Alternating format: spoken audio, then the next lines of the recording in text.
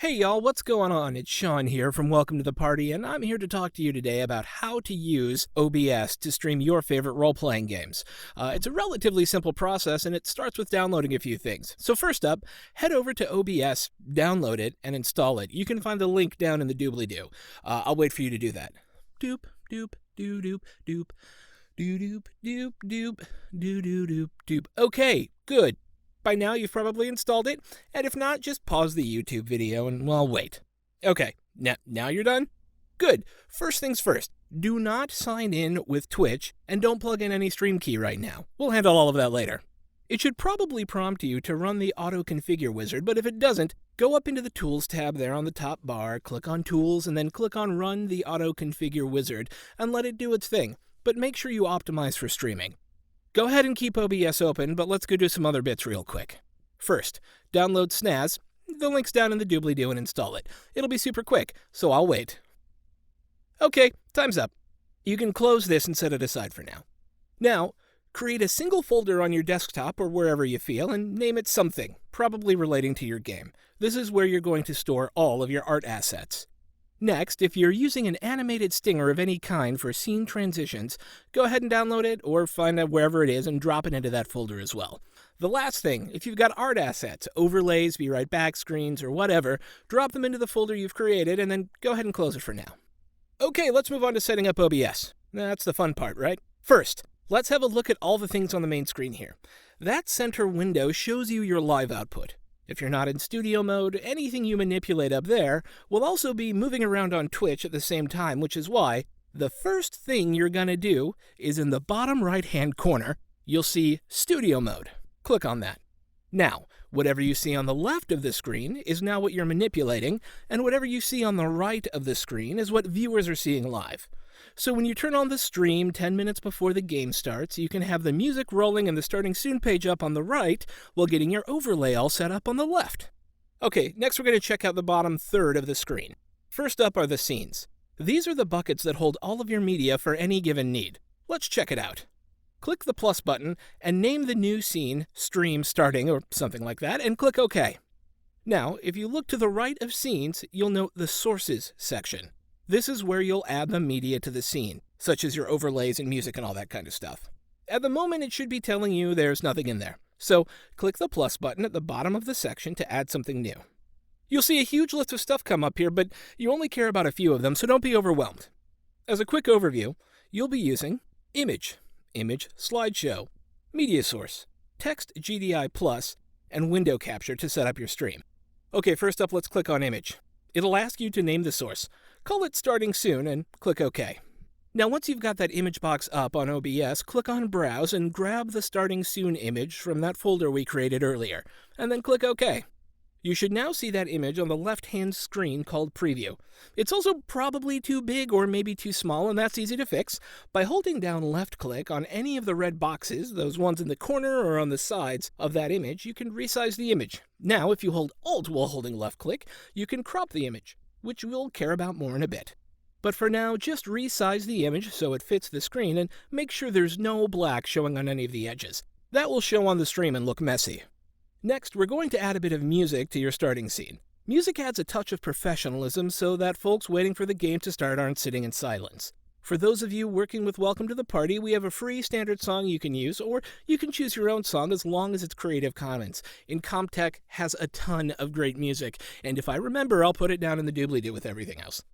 So, to add your music, click on the plus button in the Sources again, and this time click on Media Source.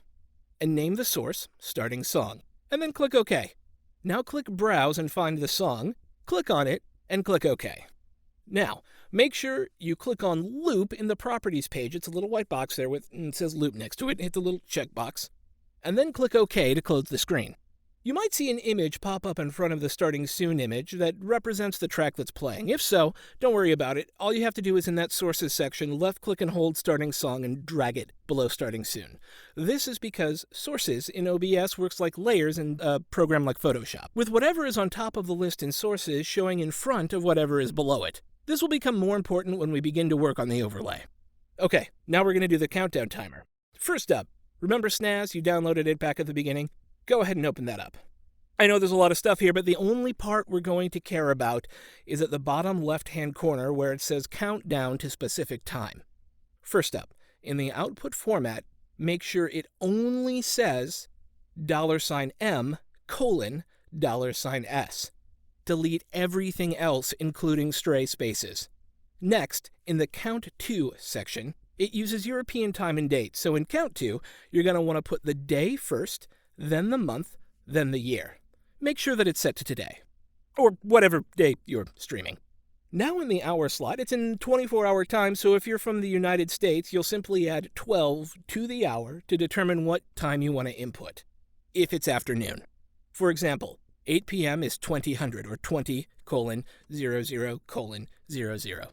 Finally, in message when done, type soon, ! if you like them like I do.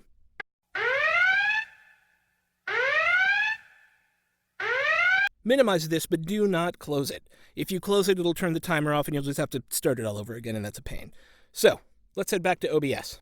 Here in the Sources section, click plus and click Text GDI Plus, Create New, and call it Countdown, and click OK. Click on Select Font. Where it says Size, scroll down to 72 and click on that, then select the font that matches the style of art, and click OK. The reason you want to click on the highest font size that you can find is because things get kind of pixelated when you blow them up. And so when you hit 72 font, it's actually going to look relatively clear in a larger size, because you're going to expand this number on your Starting Soon screen. But before we get to that, below the font box, you'll see a checkbox called Read from File. Click on that. A new box will show up called Text File UDF-8. On the right-hand side of that is a Browse button. Click on that. Browse to wherever you installed SNAS. This defaults to your main drive, in my case, the C drive.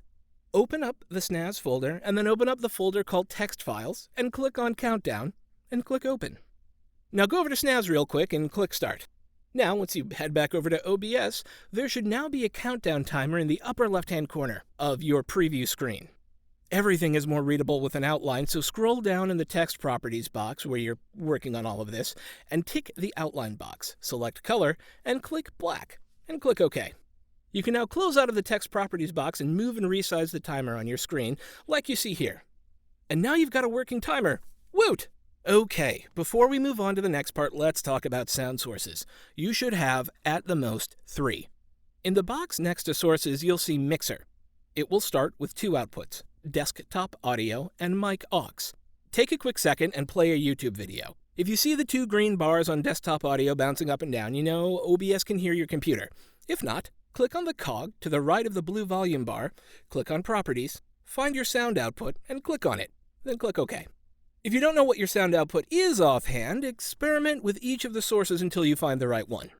Speaking of that blue bar, below each of the multicolored bars which tell you how loud things are is the volume slider. When setting your volume, make sure the average volume you're hearing from your own mic and from the desktop sits around -15. That's kind of right in the middle of the yellow. It's okay if it occasionally goes into the red or drops a little into the green, but all sound should be outputting, for the most part, on average, into that yellow. What that means is people can hear you, but it's not so loud you're blasting their eardrums off, and not so quiet they're complaining in chat that they can't hear you. This is incredibly critical because we're streaming, and that means you're communicating with people, and if they can't hear you, they can't communicate with you. So it is incredibly important, especially on your first stream, to make sure everyone is audible. So go around your table, your virtual table, and make sure everyone speaks into their microphone and you can hear them audibly and clearly, and to look at the mixer section to make sure that they're bouncing up into that yellow bit. If not, have them get closer to the microphone, or if you're lucky enough to have them have some sort of volume on it, have them turn up the volume a little bit.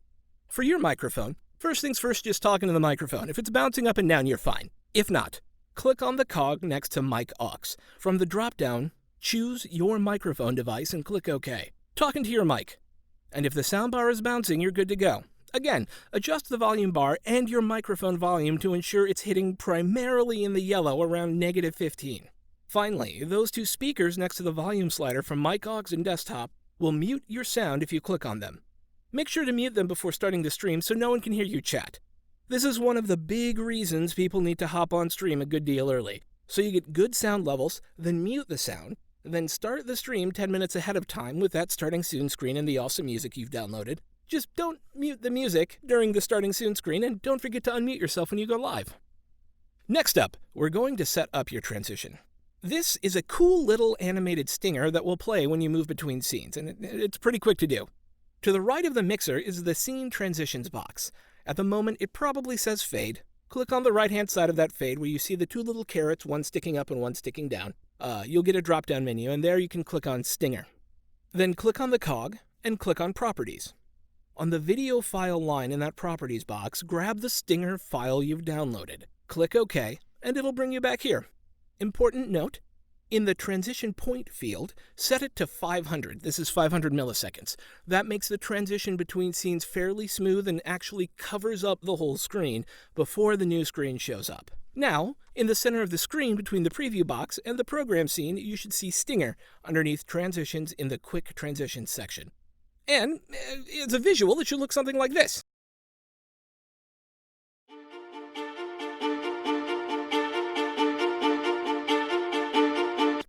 Neato, right? You just click on that little button when you do the transition, and it'll actually execute that animation and bring whatever's on your preview side over to the live side.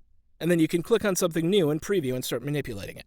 Okay, so now we're going to go on to the actual overlay. This is the thing that people are going to see most of the time, as it's the screen that's up when you're live and will output the cameras, your dice rollers, your maps and art, and anything else you may want to add. First, add a new scene over on the lower left-hand corner by clicking the plus button, and call it Overlay. Your preview screen will turn black, and the Sources box will again be empty. In Sources, which is the box right beside Scene, again click Plus, then click Image, call it Overlay, click Browse to head to your overlay, and click Open. Click OK once you've found the actual overlay, and then it'll show up on the left-hand side again, and then resize it so it fits in the preview screen, remembering to ensure that there's no black on the borders. Now we're going to add your cameras, though keep in mind this is something you'll probably have to do with everyone in Zoom with you, and is one of the big reasons why everyone needs to be there 30 minutes early, especially for the first session. If you're not in Zoom, open it up. Link to download the Zoom stuff is again in the doobly. 3 important Zoom safety tips before we begin. First, once everyone is in the Zoom chat, click on the Chat tab in Zoom. It's the little talkie box there in the bottom center. Why? Because if you gotta open it up later because somebody's asking you a question or has to take a bathroom break, it's gonna screw up your cameras, so open it now and be better safe than sorry. Second, once everyone is in Zoom, make sure they do not leave the Zoom chat or turn off their camera. This will screw up the camera placement, forcing you to redo everything. I've had to do this before and it's a super pain in the butt. Simply have them cover up the camera if they need to step away for a second. Third, do not minimize Zoom. Simply leave it up in the background. Minimizing Zoom will actually lock the program up and it'll seem like you've all frozen in OBS. But if this does happen, simply bring it back up and things will be fine. Okay, important safety tips out of the way. It's time to set up each person's camera. So you're going to go into Sources, click Plus, click Window Capture, and name it Camera 1. In Window, click on Zoom.exe and click OK. You should now have a big honking camera output. In this, you only see me there because nobody would join me on Zoom, but normally you'll see a number of Zoom cameras there, and you're going to crop each of these down so it only shows one person. How do you do that?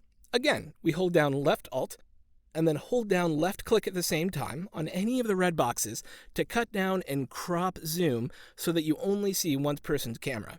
Now you can freely resize the box as you've done with everything else, so it generally fits the size of the camera boxes that are cut into your overlay. Okay, next, we're going to move the camera behind the overlay. So in Sources, drag a camera 1 below the overlay source so that it's sitting behind the overlay on the preview screen. If there's any overlap into the other camera boxes, use Alt plus left click to cut it down a bit more. Repeat this process with each camera, giving each its own source and name in the Sources section. When you're done, it should look like this, except with less, well, me in it. Maybe some me, but certainly not this much me. No one can handle that much me. Okay, now we're going to bring your dice roller and or your map from Roll20 or Fantasy Grounds in. I use Roll20, I just like it more. So that's the example I'm going to use here. Either way, sign into your favorite virtual tabletop. Important safety tip. You should be using Firefox for this if you're using Roll20.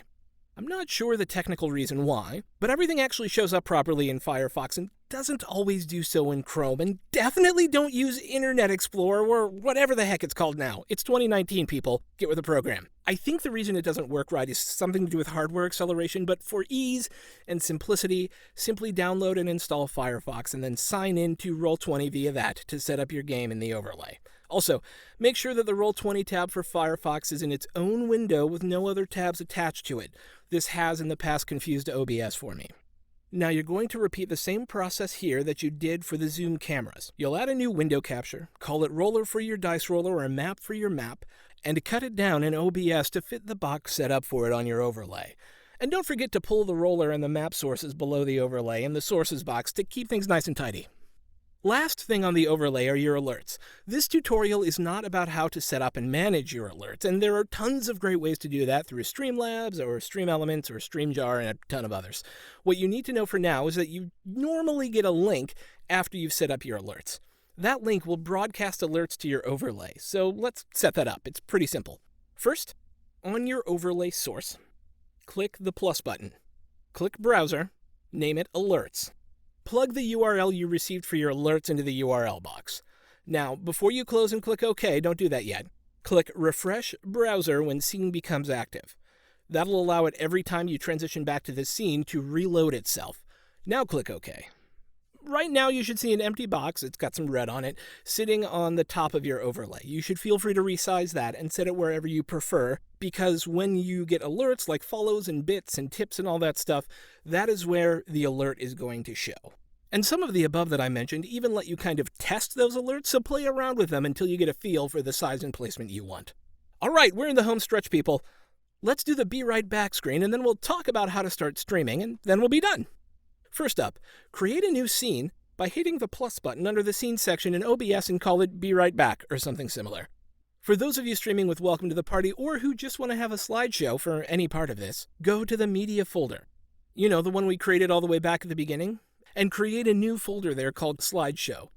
Drop the Be Right Back image and the Patreon image in there for you Welcome to the Party folks, or whatever images you want for your slideshow for everybody else. Now, go to Sources, click the plus button, click on Image Slideshow, call it Be Right Back Slide, and click OK. First, make sure Loop is clicked. Then, next to the large image file box at the bottom of the section, click on the plus button on the right-hand side. Then click on Add Directory. Navigate to the Be Right Back slide folder you created, click on it, and click Select Folder, and then click OK. You should now see a slideshow sliding in the preview window. Click OK. It may be too large, and if so, go ahead and resize it. Next, we're going to add some music. Click plus in Sources, and then click Media Source. This time, though, you're going to click Add Existing, because you already have the source. Click on Starting Song, and click OK. And finally, pull it below the image slideshow source in the Sources box. Well, now you should have all three scenes set up with animated transitions between them, and you're nearly ready to stream. Now that this is all set up and the transitions are done and all that, it should look something like this.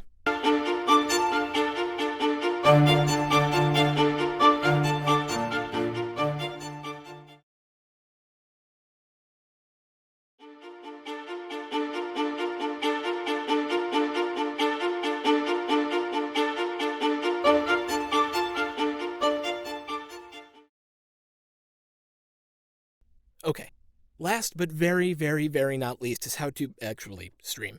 If you're a single streamer and not with a team, go to your creator dashboard on Twitch via the drop-down in the upper right-hand corner of your channel webpage. Click on Channel underneath the Settings heading over there in the bottom left-hand corner of the screen, and that will take you to this page, where you will find your primary stream key. However, if you're streaming on a community channel or have been invited to stream on a friend's channel, they will need to send you a key through email. If you're the community owner, you can do that emailing on the same page as your stream key. If you look underneath it, there's a section called People Who Can Stream on Your Channel. Click on that. Input the email they use to sign into Twitch and hit send. Okay, let's plug this into OBS. In OBS, in the upper left-hand corner, click on File. Then click on Settings. And on the left-hand side, you'll see Stream. It's got a little radio tower on it. Click on that.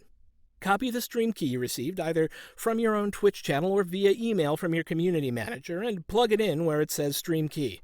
Make sure your service is set to Twitch, and the server is set to Auto, And do not connect account if you're streaming with a community.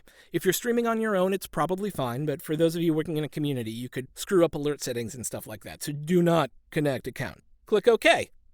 All right, now you're actually ready to start streaming. So remember, the live screen is on the right. The screen you're working on is on the left. Mute your sound sources before you begin, and don't forget to unmute them when you start playing. And of course, mute again when you go on break. Thanks so much. If you've got questions, join the Discord through the link in the doobly-doo or post a comment below. I hope you found this useful, and we'll see you the next time around. Cheers!